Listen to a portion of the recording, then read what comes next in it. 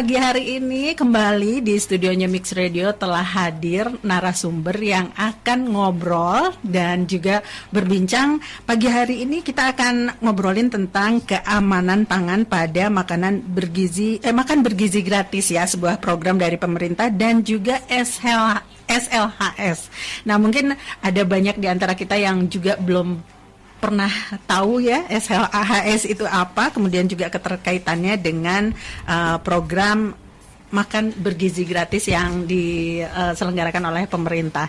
Dan telah hadir di studio pagi hari ini Ibu Dr. Mulyati Escape Nurse MKes sebagai Kepala Dinas Kesehatan Kota Cimahi ya. Selamat pagi Ibu. Aduh, cerah sekali. Selamat pagi. Iya. Selamat pagi semua pendengar dari Radio Mix 92,9 FM. Iya, mudah-mudahan Ibu sehat ya. Sehat, dan juga tetap semangat. Ini pagi hari ini ada yang spesial ya, ibunya berkebaya nih karena dalam rangka Karena di Kota Cimahi di hari Kamis minggu pertama kami menggunakan pakaian adat Sunda. Oh gitu, aduh tambah cantik aja nih ya.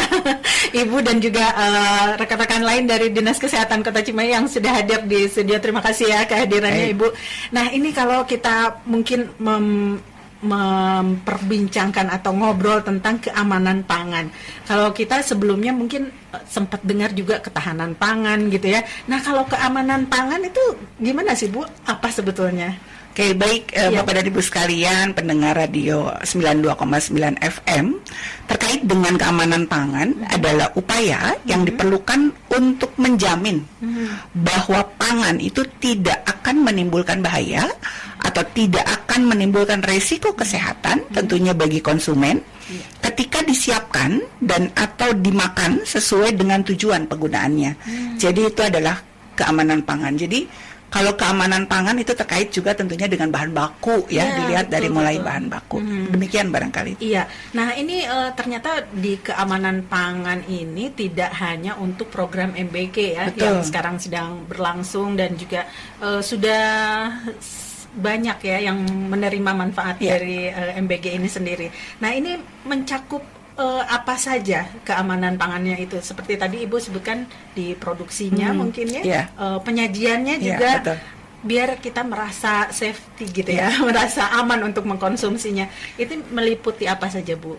Baik, terkait dengan keamanan pangan tentunya mencakup semua kondisi. Nah, diawali tentunya dengan dari mulai produksi. Produksi itu sendiri termasuk di dalamnya adalah terkait dengan pertanian, kemudian juga terkait dengan peternakan dan juga terkait dengan perikanan. Sumbernya gitu ya. Jadi kemudian juga masuk keamanan pangan tidak hanya dari produksi, tetapi juga masuk di dalam ranah terkait dengan penanganan.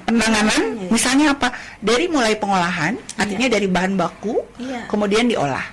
Kemudian sampai dengan pengemasan ya, kaitan dengan penanganan. Kemudian juga setelah itu juga terkait dengan penyimpanan. Ya, penyimpanan itu apa saja?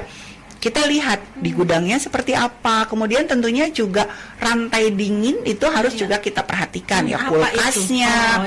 Kemudian juga tempat menyimpan bahan baku dan lain-lain. Itu juga tetap menjadi perhatian kita agar bahan baku tersebut tetap dalam kondisi segar tentunya ya. Nah, kemudian juga setelah itu setelah terjadi penyimpanan maka masuk dalam tahap selanjutnya adalah terkait dengan distribusi. Nah, distribusi itu adalah transportasinya, pengirimannya ya, pengiriman dari pangan itu sendiri. Dan yang terakhir itu adalah terkait dengan penyajian, baik itu di restoran, rumah tangga. Nah, kaitan dengan MBG tentunya bagaimana proses distribusi itu sampai ke penerima manfaat.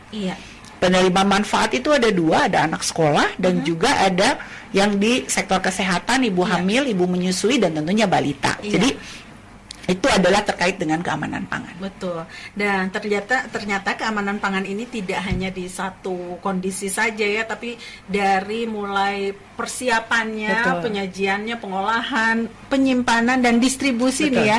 Ini mungkin sedikit banyak kita juga ada, jangan sampai ada yang terlewat gitu ya. Jadi di semua titiknya, di semua kondisinya harus dipastikan aman. Ya, betul. Nah, ini kalau untuk tujuan utama ya Bu dari keamanan pangan ini sendiri, ini bertujuan untuk apa sih Bu?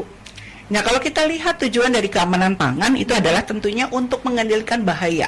Bahaya apa? Bahaya yang mungkin timbul Betul. dari pangan itu sendiri yang dapat menyebabkan atau yang dapat bersifat membahayakan, menimbulkan gitu ya, resiko, menimbulkan resiko.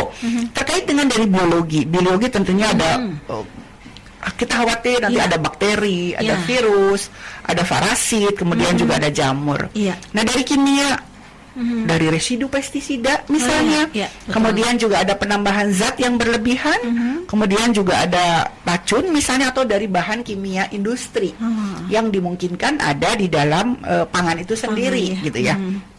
Kemudian juga dari fisik misalnya, jangan sampai di dalam pangan itu ada benda asing yang seharusnya tidak boleh ada di dalam makanan. Misal ada pecahan kaca, ada logam, ada hacker, ada plastik, ada karet, ada rambut yang sering terjadi, ada itu.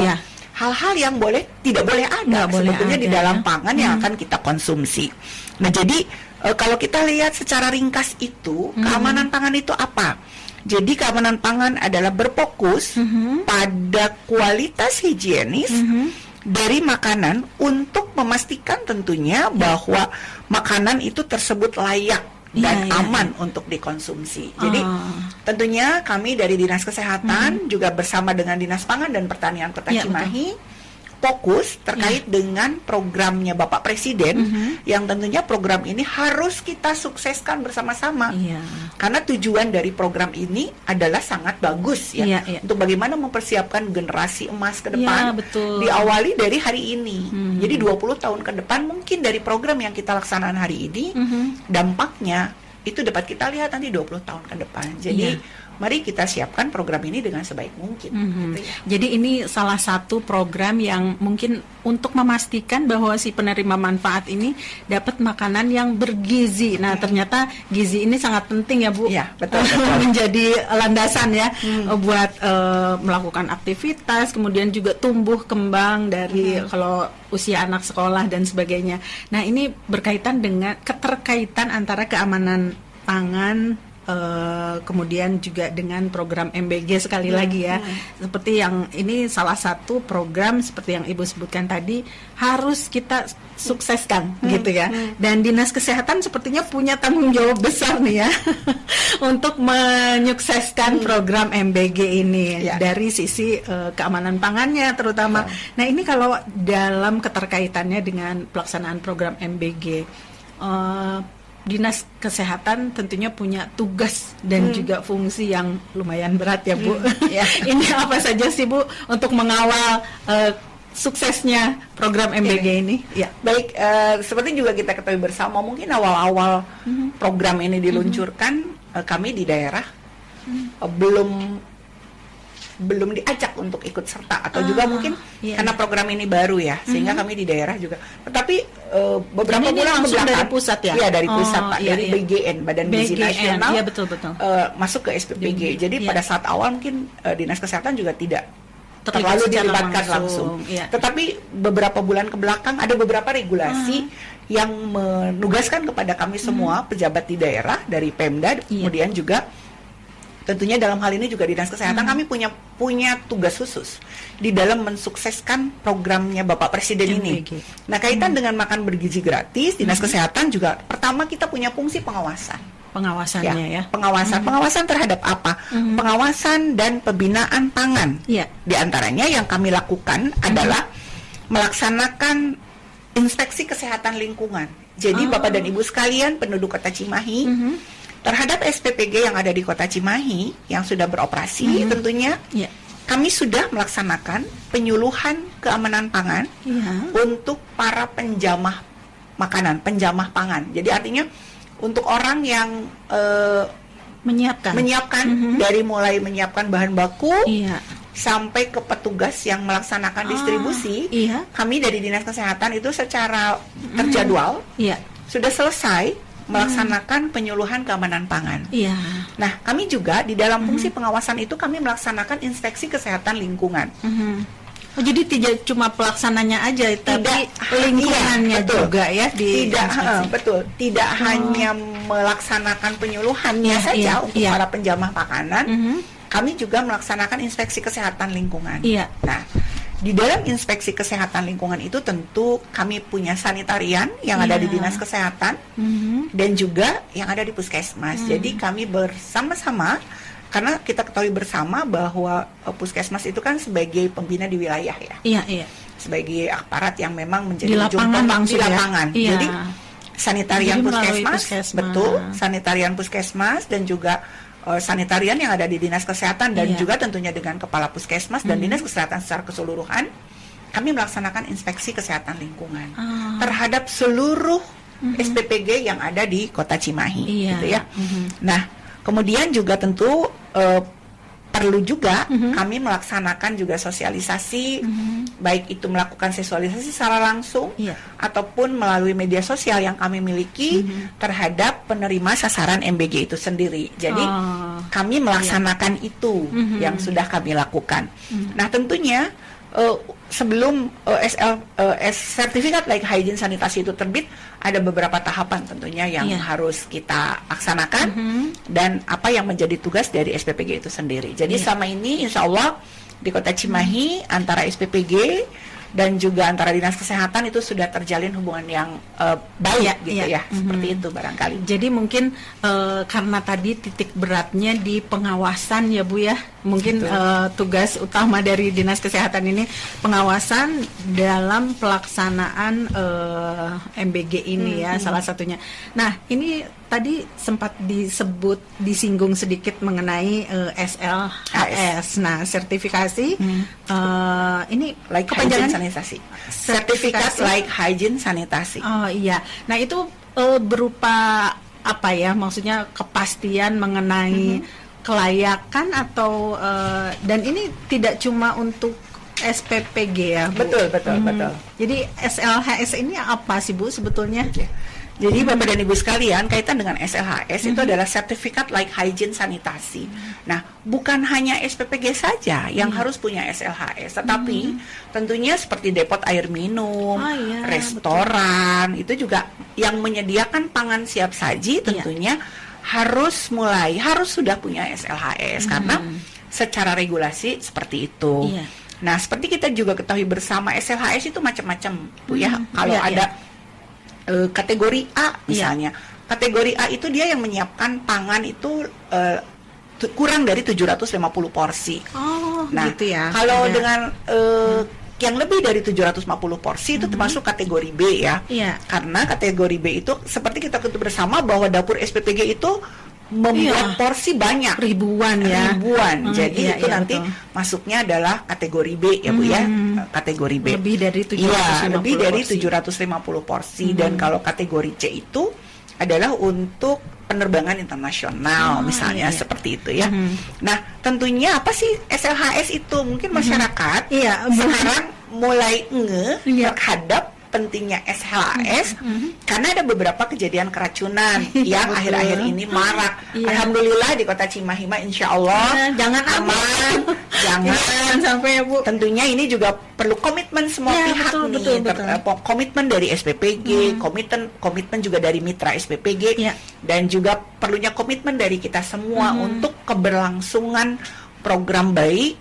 Program yang merupakan program strategis dari Bapak Presiden. Ingin juga saya sampaikan bahwa di Kota Cimahi juga kami memiliki satgas percepatan makanan bergizi gratis. Jadi memang satgasnya di dalamnya juga para Porkopimda juga masuk di dalam satgas tersebut dan banyak stakeholder yang terlibat di dalam satgas itu.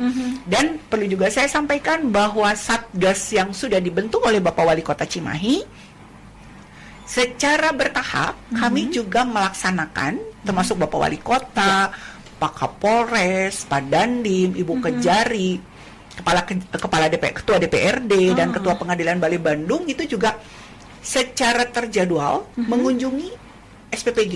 Nah, itu tujuannya apa? Tentunya untuk memastikan bahwa program ini berjalan dengan baik gitu ya. Berjalan dengan baik, kemudian juga mematuhi semua SOP yang dikeluarkan oleh BGN. Tentunya seperti itu. Dan yang paling penting adalah kita sama-sama berupaya jangan sampai terjadi keracunan pangan di Kota Cimahi yang tentunya akan menyebabkan banyak hal. Iya. Dan yang menurut saya kalau terjadi kejadian seperti ini, public trust juga akan menurun. Betul. Gitu ya. Dan itulah yang Itu yang kami dijaga, tentunya Dinas Kesehatan dan Puskesmas dan juga para stakeholder yang lain menjaga agar program ini tetap berjalan dengan baik. Iya, jadi ini dikawal betul ya Bu, dari betul. sisi mulai dari penyiapan, kemudian Betul. juga distribusi, bahkan ya pokoknya sampai siap dimakan, siap dikonsumsi betul, ya betul, oleh penerima betul. manfaat. Betul. Nah ini kalau lihat dari seperti tadi ya Ibu sebutkan juga, ini berkaitan juga dengan trust gitu ya, dari betul. penerima manfaat mungkin ya, kemudian juga dari masyarakat secara umum. Nah ini kalau melihat kembali ke sertifikat tadi SLHS ini merupakan syarat mutlak dari pembentukan SPPG atau bisa dilakukan mungkin ya yang sekarang kondisi di Kota Cimahi itu yang sudah berjalan bisa sambil memproses SLHS-nya, atau sebelum running harus sudah ada gitu ya, gimana Bu SLHS ini sendiri? Baik, kita ketahui bersama bahwa tujuan utama dari SLHS itu adalah melindungi kesehatan masyarakat. Iya, iya. Tentunya dengan memastikan bahwa tempat usaha itu tidak menimbulkan risiko kesehatan. Ya, betul. Seperti penyakit menular atau keracunan bagi konsumen. Itu yang Iya, pertama iya. tujuan SLHS. Kemudian yang kedua juga menjamin keamanan pangan yang disajikan. Iya.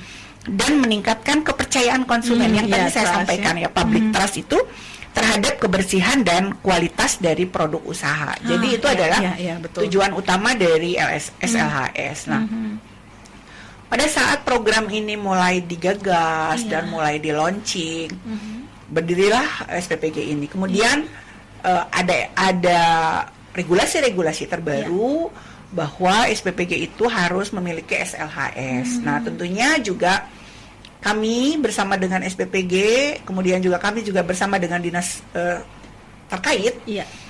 kami melakukan penjadwalan tentunya ya, penjadwalan, kami melakukan penyuluhan keamanan pangan, kami juga melaksanakan inspeksi kesehatan lingkungan Betul. terhadap seluruh SPPG yang ada di Kota Cimahi, dan tentunya untuk menerbitkan SLHS itu adalah kami harus melaksanakan pemeriksaan laboratorium. Nah, pemeriksaan laboratoriumnya terhadap apa saja?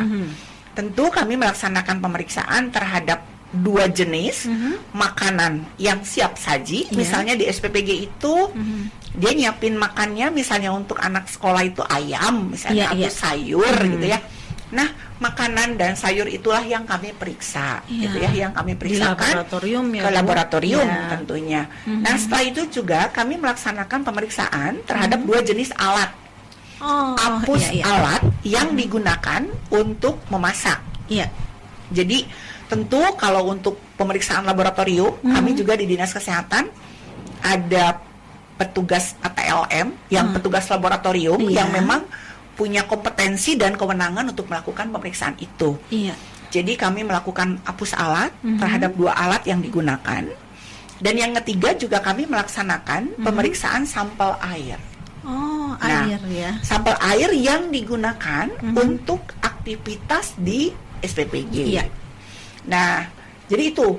Nah, terkait dengan pemeriksaan laboratorium ini, karena memang pemeriksaannya dilakukan tidak di Kota Cimahi, tentu karena ada pembiakan bakteri dan lain-lain, hasil lab itu akan datang 14 hari kemudian, gitu ya. Jadi memang kami masih antri untuk menunggu hasil laboratorium. Ya. Nah, terhadap SPPG yang ada di Kota Cimahi yang memang beroperasi sebelum bulan November gitu ya. Nah, sebelum adanya regulasi itu. Kami sudah melaksanakan pemeriksaan, sudah melaksanakan sosialisasi untuk penjamah dulu. pangan, IKR dan pemeriksaan sampel. Jadi kami sekarang sedang menunggu hasil laboratorium. Jadi gitu ya. Jadi kemudian juga masih tentunya ngantri ya, Bu? kita masih nunggu hasil. Nunggu hasil. Iya. Mudah-mudahan yang sampai hari ini sih sudah beberapa sudah terbit dan sudah saya terbitkan SLHS-nya bagi SPPG yang memang pemeriksaan makanannya aman, kemudian pemeriksaan alatnya juga aman dan pemeriksaan airnya juga aman. Ternyata ada 3. Setelah 3 hal itu aman, maka Dinas Kesehatan akan menerbitkan SLHS-nya, Certificate Like Hygiene sanitasi. Iya. Gitu Nah, Bu, kalau di Kota Cimahi ini sendiri berkaitan dengan penerbitan SLHS ini, kalau SPPG yang ada di Kota Cimahi ini ada berapa sih, Bu? Nah, kaitan dengan SPPG yang ada di Kota Cimahi, Bapak dan Ibu sekalian, untuk hari ini jumlah SPPG di Kota Cimahi itu sudah ada 33 dapur yang tersebar di 3 kecamatan yang ada di Kota Cimahi. Jadi kami punya 33 SPPG sekarang.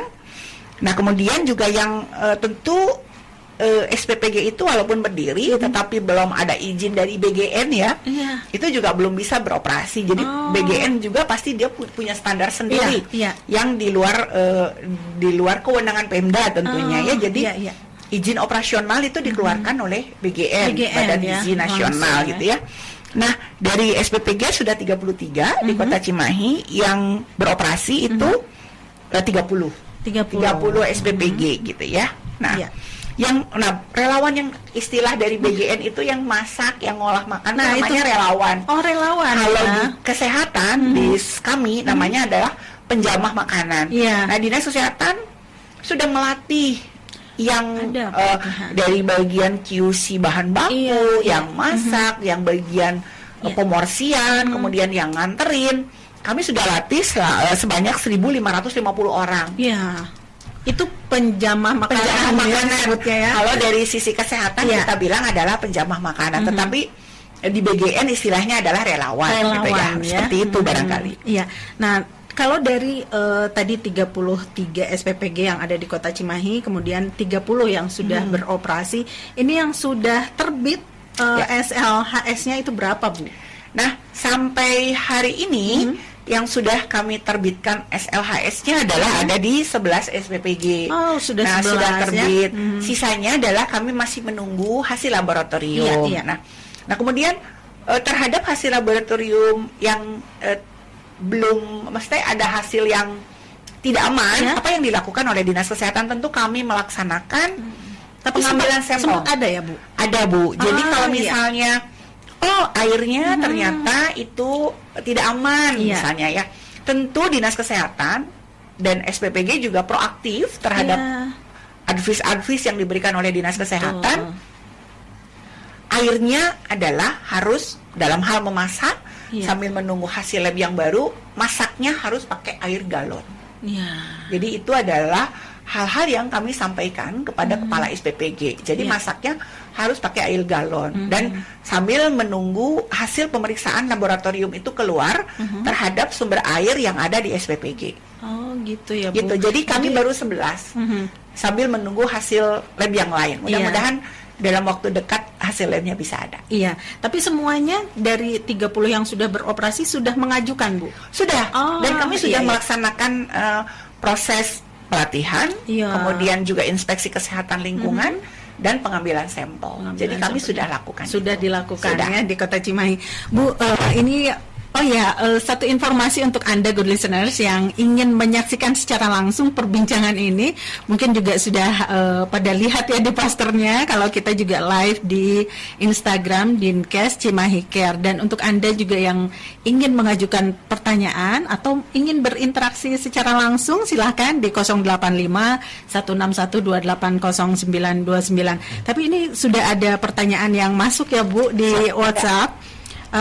Yang pertama ini sepertinya kebanyakan ini mengenai SLHS ya. Mungkin sekalian juga untuk mensosialisasikan ya mengenai sertifikasi ini. Yang pertama pertanyaannya dari Ibu Tri di Cimahi. Selamat pagi Ibu Kadis. Ada Ibu, kalau Bu Tri kalau lihat ini Ibu segar sekali pagi hari ini ya. Selamat pagi Ibu Kadis, saya Tri dari Cimahi. Salah satu orang tua murid katanya yang di sekolahnya sudah mendapatkan distribusi MBG. Nah, izin bertanya Bu, untuk Kota Cimahi sendiri apakah sudah semua dapur MBG-nya mengantongi SLHS? Karena ini berkaitan dengan katanya kekhawatiran dari para orang tua. Silakan Bu, mungkin tadi sedikit sudah disinggung juga ya. Baik Ibu Tri, terima kasih atas pertanyaannya terhadap 30 SPPG yang sudah beroperasi di Kota Cimahi. Perlu juga saya sampaikan bahwa 11 SPPG itu sudah kami keluarkan sertifikat layak hygiene sanitasinya. Terhadap SPPG yang belum kami keluarkan, tentunya kami masih menunggu pemeriksaan laboratorium yang memang hari ini masih berlangsung. Nah, tentunya terhadap SPPG yang belum mengantongi SLHS, karena kan sudah ada izin juga dari BGN, tentu kami dari Dinas Kesehatan bersama dengan Kepala SPPG dan juga mitra dari SPPG yang ada di Kota Cimahi, kami sama-sama sudah berkomitmen bahwa tidak ada zero accident tentunya di Kota Cimahi, dan semoga juga sama-sama kami semua sama-sama menjaga, dan juga tentunya SPPG juga sama-sama menjaga. Betul. Karena ini adalah tentunya program baik yang lagi-lagi saya katakan program baik yang dilaksanakan atau perintah program baik yang digagas oleh Bapak Presiden kita untuk menjamin anak-anak Indonesia dapat mengkonsumsi makanan-makanan yang bergizi, bergizi dan aman untuk dikonsumsi. Jadi tentunya kami sudah bersepakat untuk sama-sama menjaga ini. Jadi dan BGN juga sudah mengeluarkan SOP Bapak dan Ibu sekalian, Ibu Tri, bahwa proses masak itu sampai dikonsumsi tidak boleh lebih dari 4 jam gitu ya. Jadi memang di SPPG sendiri juga sudah ada perbaikan-perbaikan dan ada standar-standar. Kemudian juga ada SOP yang dikeluarkan oleh BGN gitu ya. Ini ada penelpon yang masuk, mungkin nanti kita akan sambungkan, tapi sebelumnya ini ada satu pertanyaan lagi ya Bu, boleh dibahas di sesi ini. Ini kembali mengenai SLHS ya, dari Pak Dewo katanya di Cihanjuang. Nah, ini Pak Dewo menanyakan, sebulan yang lalu katanya saya sempat baca kanal berita bahwa baru beberapa SPPG yang mengantongi SLHS ini. Nah, yang ingin saya tanyakan, kenapa belum semua? Apakah mendapatkan SLHS itu sulit katanya, mengenai tingkat kesulitan dari proses mendapatkan SLHS ini, Bu? Baik, Pak Dewo, terima kasih atas pertanyaannya, atas atensi terhadap program makan bergizi gratis. Tidak ada yang sulit buat saya. Kami juga sama di Dinas Kesehatan karena memang ada surat edaran terkait dengan percepatan dalam hal penerbitan SLHS. Nah, perlu juga Bapak dan Ibu ketahui, para pemirsa, bahwa di Kota Cimahi itu kami melaksanakan SLHS itu secara manual karena memang ada edaran dari Kemenkes untuk melaksanakan percepatan. Tidak susah, hanya membuat surat permohonan kepada Dinas Kesehatan. Tentunya kami setelah itu juga kami melaksanakan pelatihan dulu ya. Pelatihan terhadap yang masak. Seperti kita ketahui bersama bahwa rata-rata pekerja di SPPG itu 50 orang. 50 orang itu SPPG itu. Betul, ada kepala SPPG-nya, ada ahli gizinya, kemudian juga ada akuntannya. Dan ada 47 orang penjamah makanan. Nah, 50 orang ini harus kami latih, dan sudah selesai semua untuk seluruh SPPG yang ada di Kota Cimahi yang sudah terdaftar itu sudah kami lakukan penyuluhan keamanan pangan. Betul. Setelah itu kami melaksanakan inspeksi kesehatan lingkungan. Jadi dalam satu hari itu kami melaksanakan pelatihan dengan tim yang berbeda. Kami bagi 4 tim. Saya juga termasuk yang didaftarkan nih oleh teman-teman dari bidang Kesmas untuk ke SPPG. Jadi kami melaksanakan penyuluhan keamanan pangan. Pada hari yang sama juga tim yang lain kami melaksanakan inspeksi kesehatan lingkungan, memeriksa dari mulai awal sampai ke belakang gitu ya, sampai ke selesai, sampai ke jadi proses untuk ditransportasi, untuk dikirim, dan kami melaksanakan pemeriksaan lab. Nah, pemeriksaan lab inilah yang nggak bisa diburu-buru Bapak dan Ibu. Meskipun ada percepatan, kalau perkembangbiakan bakteri mah ada waktunya, gitu ya. Jadi memang untuk proses di laboratorium itu nggak bisa diburu-buru, nggak bisa dicepet-cepet, karena memang ada tahapan-tahapan yang harus dilakukan oleh laboratorium yang bersertifikat tentunya yang kami kirimkan. Jadi memang rata-rata pemeriksaan lab 14 hari, itu kami tunggu di 14 hari 14 hari. Jadi harap bersabar ya. Nah, ini ada penelpon yang ingin berinteraksi secara langsung nih, Bu, di pagi hari ini. Halo. Halo, selamat pagi. Pagi, Ibu. Dengan Ibu siapa? Sama Ibu Nina. Ibu Nina di Cimahi kah atau Iya, di Cimahi. Di Cimahi, iya. Tetangganya Cimahi. Tetangganya Cimahi. Cimahi geser sedikit ya, Bu. Iya, silahkan. Mumpung Ibu Kadis hadir langsung di studionya Mix Radio, silahkan.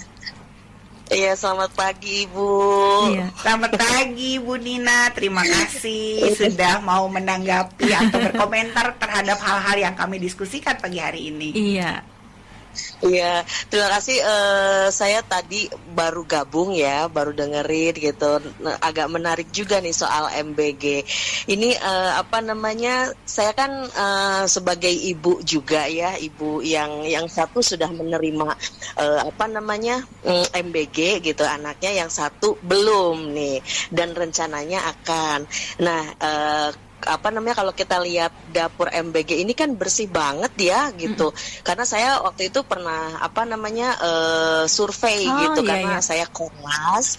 Jadi waktu itu anak saya mau ke bagian MBG, ibu-ibunya tuh agak ragu gitu ya, sebagian ibu-ibu ragu karena dengan pemberitaan-pemberitaan yang sekarang ini beredar gitu ya, bahwa banyak yang keracunan. Kemudian hari ini juga saya baca berita ada yang keracunan walaupun di Jakarta.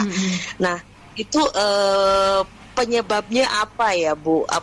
Supaya kita tuh sebagai orang tua gitu merasa lega lah gitu. Walaupun nggak semua ya, nggak semua dapur seperti itu. Ya kita sih berharap semuanya aman ya. Nah itu kemudian yang kedua ini saya tuh agak-agak gimana ya ngelihat menu kakak, waktu itu kakaknya dapet gitu ya, itu menu MBG ya. Menunya tuh burger waktu itu. Jadi burger dengan lapisan daging yang merah muda itu yang mungkin banyak pengawetnya. Saya pikir kenapa enggak real food ya? Itu kan bukan real food ya, maksudnya lebih yang sehat lah gitu. Ini mah punten ya, cuma sharing pengalaman aja kayak gitu. Itu aja Ibu, terima kasih. Iya, terima kasih Bu Nina. Jawabannya boleh didengarkan di radio ya. Silahkan Ibu, ini gimana katanya? Baik Bu Nina, hatur nuhun. Nah, terkait dengan program MBG ya, Bapak dan Ibu sekalian, ada beberapa SPPG untuk meyakinkan orang tua murid dan guru, karena memang beberapa SPPG juga pada saat akan buka itu saya hadir Bu Nina. Nah, mereka mengundang bu gurunya masuk, mengundang, jadi kayak bu gurunya itu diajakin piknik di SPPG, dari mulai masuk ke tempat produksi sampai ke tempat pemorsian sampai keluar jadi ompreng gitu ya. Nah, beberapa hostnya saya juga hadir pada saat beberapa SPPG di Kota Cimahi yang akan berproduksi gitu. Jadi tentunya ini untuk meyakinkan masyarakat bahwa kepala SPPG BGN juga memastikan bahwa ini aman, karena ini kan tentunya ini adalah program baik yang harus sama-sama kita dukung. Nah, terkait dengan berapa sih kandungan gizinya, nah tentu barangkali nanti kita ke depan akan berdiskusi juga dengan para kepala SPPG ya. Betul. Tetapi tentunya izin juga saya sampaikan bahwa memang berbeda antara kandungan gizi pemorsian antara anak kelas kecil gitu ya, barangkali anak SD itu antara bayi 5 tahun sampai SD kelas 3 itu ada kandungan gizinya tentu berbeda dengan anak SD kelas 4 ke atas sampai dengan ibu menyusui dan juga ibu hamil. Jadi kandungan gizinya itu tentu berbeda antara anak kelas kecil dan balita dan anak kelas yang besar dengan ibu hamil dan menyusui. Nah itu berapa sih kalorinya, berapa itunya, tentunya Kementerian Kesehatan juga bersama-sama dengan BGN sudah menentukan berapa jumlah kalorinya, karbohidratnya berapa kalori, kemudian juga protein dan lain-lain itu juga sudah ditentukan. Nah, terkait dengan variasi menu, Bapak dan Ibu sekalian, variasi menu juga tentu di masing-masing kepala SPPG itu punya ahli gizinya sendiri. Tentu mereka juga sudah buat menu mingguan. Jadi itu memang di SPPG itu ada ahli gizinya. Jadi terkait dengan variasi menu tentu tidak menjadi ranahnya kami di Dinas Kesehatan. Tetapi memang SPPG sendiri membuat menunya. Dan beberapa SPPG yang ada di Kota Cimahi, karena saya juga kebetulan follow TikToknya mereka, sebagai bukti bahwa kami dari Dinas Kesehatan juga memantau walaupun tidak memantau secara terjadwal. Kami dari Dinas Kesehatan dan Puskesmas memantau ke SPPG.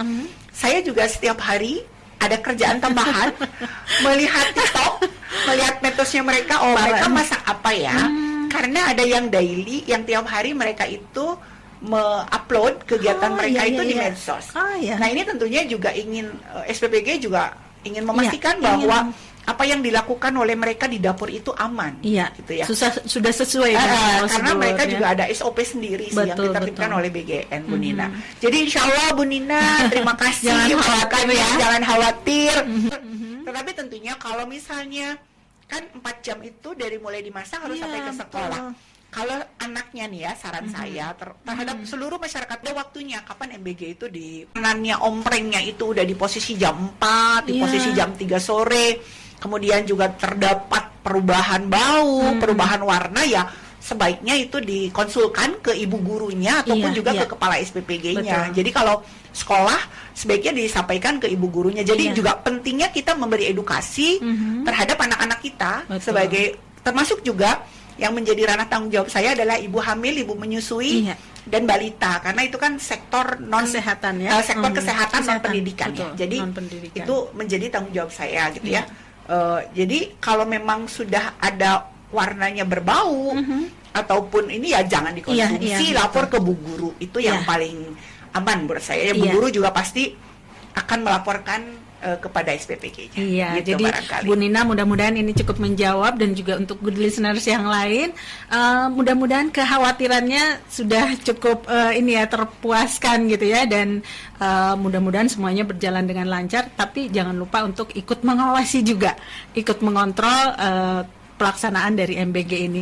Kita akan lanjut perbincangan kita setelah yang satu ini. Oke, good listeners, 92,9 FM Mix Radio. Kita lanjut lagi ya perbincangan yang asik ini dengan Kepala Dinas Kesehatan Kota Cimahi, Ibu Mulyati. Dan ini sepertinya banyak pertanyaan yang ngantri nih Bu, yang sudah masuk di 085161280929. Ini salah satunya dari Ibu Lilis ini yang bertanya, katanya ini sebetulnya kalau di Kota Cimahi ini sendiri tadi sempat disebutkan sudah ada 33 ya. Sebetulnya yang biar semua dapat, katanya di Kota Cimahi harus ada berapa SPPG, kemudian juga syaratnya untuk mengajukan sebagai SPPG ini apa Bu, katanya. Oke. Dari Bu Lilis ya. Baik, terima kasih Bu Lilis. Nah, kaitan dengan kalau kita lihat dari jumlah siswa yang ada di Kota Cimahi, kemudian juga jumlah ibu hamil, ibu menyusui, dan juga balita, maka berdasarkan perhitungan itu di Cimahi itu nanti ke depan akan ada 53 SPPG. Nah, terkait apa sih syarat berdirinya SPPG?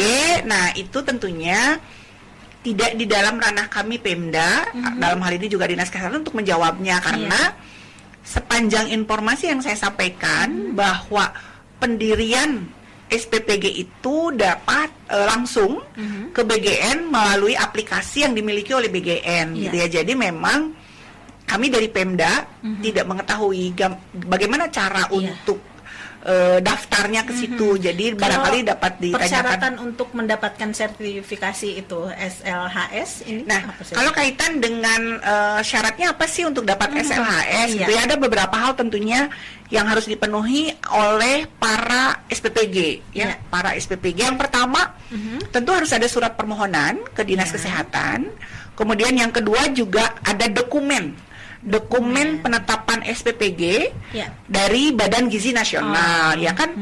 SPPG itu pasti beroperasi, itu ada penetapannya, ada secara legal, ada SK-nya yang bahwa SPPG itu memang sudah memenuhi persyaratan yang ditentukan oleh BGN, gitu ya. Jadi memang persyaratan berdirinya BGN, penetapannya itu menjadi ranahnya BGN, gitu ya. Jadi itu. Kemudian yang ketiga juga SPPG harus membuat denah layout dari dapur itu sendiri, dari mulai depan tentunya sampai ke belakang itu kami harus memiliki denahnya. denahnya juga BGN juga punya prototipe sendiri, punya syarat-syarat sendiri yang memang harus dimiliki oleh dapur itu. Nah, yang keempat tentunya bahwa penjamah makanan yang tadi saya sampaikan semuanya harus sudah memiliki sertifikat penjamah makanan. Nah, untuk Kota Cimahi dilaksanakannya oleh Dinas Kesehatan secara berkeliling kepada seluruh SPPG dan BGN juga sudah melaksanakan terkait dengan penyuluhan keamanan pangan. Jadi itu Bapak dan Ibu, apakah syaratnya sulit? Nggak sulit, nggak sulit. Jadi cuman memang tahapannya agak panjang karena menunggu hasil lab itu sendiri. Nah, menjawab tadi yang disampaikan oleh Bu Nina, penyebabnya apa sih keracunan makanan itu? Nah, tentunya kalau menentukan penyebab makanan itu, tentu kita harus menunggu hasil laboratorium. Jadi kita tidak bisa, oh ini penyebabnya dari anu, oh ini penyebabnya dari apa, nggak bisa seperti itu. Tetapi tidak tentunya bisa memastikan nggak ya, bisa, Bu, karena apa? Tentu pada saat terjadinya keracunan makanan itu, apa saja sih penata laksanaannya yang harus dilakukan itu kalau kalau terjadi keracunan makanan, apa yang harus dilakukan? Yang pertama, Dinas Kesehatan itu pertama kami akan melakukan penyelidikan epidemiologi. Apa itu, nah, Bu? jadi kami akan melihat langsung ke lokasi. Jadi kalau di kami ada japung epidemiolog yang nanti akan kami terjunkan ke lapangan untuk melihat tentunya penyelidikan langsung ke lapangan. Kemudian yang akan kami lakukan adalah tahap selanjutnya adalah pengamanan sampel. Bapak dan Ibu sekalian, seperti kita ketahui bersama di regulasinya bahwa makanan yang dibagikan kepada seluruh penerima manfaat itu akan tersimpan di kulkasnya, di tempat, di bank sampel namanya, di bank sampel yang ada di seluruh SPPG. Makanan yang diberikan hari ini akan tersimpan di bank sampel selama 2 kali 24 jam. Jadi ada 2 hari makanan yang dibagikan hari ini tuh disimpan. Kalau ternyata hari ini alhamdulillahirabbil alamin aman, maka makanan yang hari kemarin itu keluar dari bank sampel akan diganti oleh makanan yang hari ini. Jadi prosedurnya seperti itu, SOP-nya seperti itu. Nah, kalau terjadi keracunan pangan, kami akan melakukan pengamanan sampel. Sampel yang ada, kemudian juga sampel makanan yang ada, yang dimakan, dikonsumsi oleh para penerima manfaat akan kami ambil dan akan kami periksakan ke laboratorium. Jadi itu tahap ketiganya, kami melaksanakan pemeriksaan laboratorium terhadap makanan dan juga terhadap sampel air. Jadi kami lakukan lagi pemeriksaan. Dan yang keempat tentunya kami akan lihat nih, identifikasi faktor resiko lingkungan. Kita lihat juga, selain kita mengambil sampel, kita lihat apakah di dapur misalnya itu ada faktor pencemar yang lain. Kemudian juga kita lihat terkait dengan kebersihan lingkungannya, ada lalat kah, ada apa dan lain sebagainya. Tentu itu akan kita lihat. Jadi itu adalah faktor-faktor resiko lingkungan yang akan kita lihat. Tetapi sepanjang pengetahuan saya, kalau saya dan teman-teman terjun ke lapangan, insya Allah bahwa faktor lingkungan itu di Kota Cimahi, seperti juga yang tadi Bu Nina sampaikan, dapurnya bersih, dapurnya apa, memang sudah seharusnya demikian. Dan ke depan BGN, Badan Gizi Nasional, itu akan melakukan sertifikasi terhadap seluruh SPPG yang ada di Indonesia. Seperti juga Puskesmas. Nah, Puskesmas juga kan ada akreditasinya. Ke depan SPPG juga ke depan regulasinya sedang digodok oleh BGN. Informasi yang saya dapatkan ke depan juga harus sama, harus seperti itu. Bagaimana standar itu ditetapkan dan bagaimana standar itu juga dipatuhi oleh seluruh SPPG. Dan yang keempat tentu kami melakukan pelaporan. Bapak dan Ibu sekalian, pelaporan itu penting. Jadi pada saat kami kejadian, saat itu juga kami harus melaporkan ke instansi terkait. Misalnya saya harus lapor ke Dinas Kesehatan Provinsi. Dinas Kesehatan Provinsi juga melaporkan kepada Kementerian Kesehatan. Jadi itu adalah tahapan-tahapannya Bapak dan Ibu sekalian jika terjadi keracunan di sebuah kota. Nah ternyata ada penata laksanaan yang akan pasti dilakukan ya oleh Dinas Kesehatan di kota tersebut ya. Nah ini kalau secara langkah strategis ya, yang akan atau harus dilakukan oleh Dinas Kesehatan ini apa saja sih Bu? Nah, Dinas Kesehatan Kota Cimahi itu melakukan langkah strategis. Pertama, mengeluarkan SLHS itu secara manual. Artinya yang bersangkutan kepala SPPG sendiri menyampaikan laporan, mengajukan ke Dinas Kesehatan. Jadi kami setelah melakukan yang tadi saya sampaikan, penyuluhan, inspeksi, pemeriksaan lab.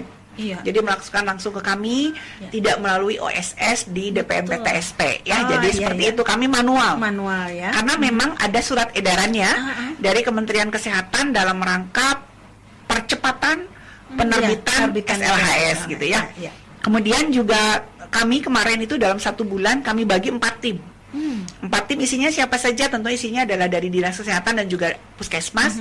Terjun 1 hari kami turun 4 tim, sehingga alhamdulillah dalam 3 minggu kami sudah selesai melaksanakan semua tahapan dalam rangka percepatan penerbitan SLHS. Tetapi itu yang saya sampaikan, untuk menunggu hasil lab itu perlu waktu. Laboratorium juga perlu waktu, dan pasti sekarang seluruh laboratorium lagi penuh ya, karena keseluruhan SPPG itu lagi trennya adalah pemeriksaan kaitan dengan penerbitan SLHS. Nah, kemudian juga kami melakukan yang tadi pelatihan keamanan pangan, kemudian pengambilan sampel. Nah, pengambilan sampel itu juga untuk melihat apa? Kalau untuk sampel makanan, kami melaksanakan 2 pemeriksaan sampel makanan. Itu untuk melihat parameter E. coli di dalam makanan itu. Kemudian apakah makanan itu mengandung boraks atau tidak, itu juga kami periksa. Kemudian juga mengandung formalin atau tidak, mengandung rodamin B atau tidak. Kemudian juga melihat apakah mengandung metanil yellow dan lain-lain. Nah, kami juga melakukan usap 2 jenis alat, Bapak dan Ibu sekalian. Alat apa yang kita periksa? Bisa aja pancinya, bisa aja katel, bisa aja cukilnya gitu. Itu yang kami lakukan pemeriksaan sampel alat. Nah, itu untuk melihat apa? Untuk melihat parameter E. coli dalam alat yang digunakan. Nah, tentunya kemudian yang terakhir juga kami melaksanakan pemeriksaan air bersih.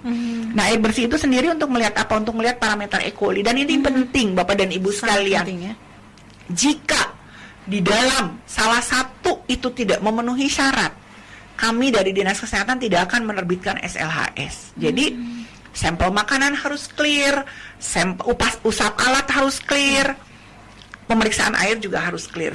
Jika semuanya sudah clear, maka SLHS itu kami terbitkan. Jadi Pak Dewo nggak ada kesulitan sebetulnya dalam menerbitkan SLHS di Kota Cimahi, sepanjang semua persyaratan itu dipenuhi. Dan perlu Bapak dan Ibu sekalian, di Kota Cimahi untuk penerbitan SLHS itu tidak memerlukan biaya. Kami tidak memungut biaya apapun ke seluruh SPPG yang ada di Kota Cimahi, kecuali untuk pemeriksaan lab ya, karena pemeriksaan labnya melibatkan laboratorium terakreditasi dan labnya di luar Kota Cimahi. Jadi apakah ada kesulitan? Tidak ada kesulitan sebetulnya. Gitu. Itu ya. Jadi ternyata pemeriksaan ini di langkah strategis yang dilakukan oleh Dinas Kesehatan Kota Cimahi tidak hanya dari bahan pangannya, alatnya, kemudian juga air ya. Ya, ini mudah-mudahan semuanya bisa dilaksanakan, bisa terpenuhi oleh para SPPG yang sedang mengajukan